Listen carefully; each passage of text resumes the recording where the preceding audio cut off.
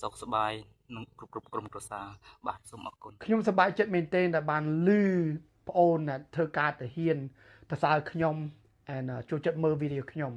and រួចហើយខ្ញុំខកការអរគុណបងលីសាដែលទុកចិត្តខ្ញុំផ្ញើលុយឲ្យបងប្អូនដែលមើលតាមដានខ្ញុំ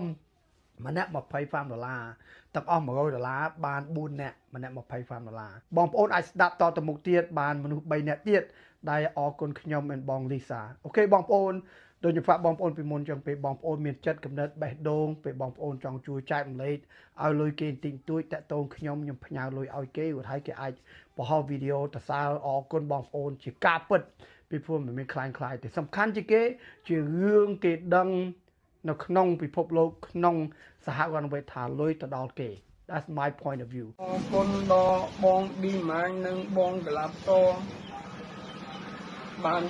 ឧបត្ថម្ភអូន$25ឲ្យ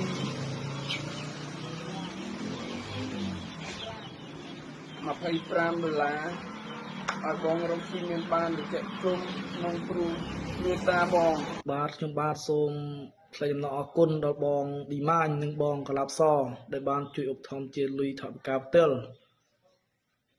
ចំនួន$25សូមអរគុណច្រើនបង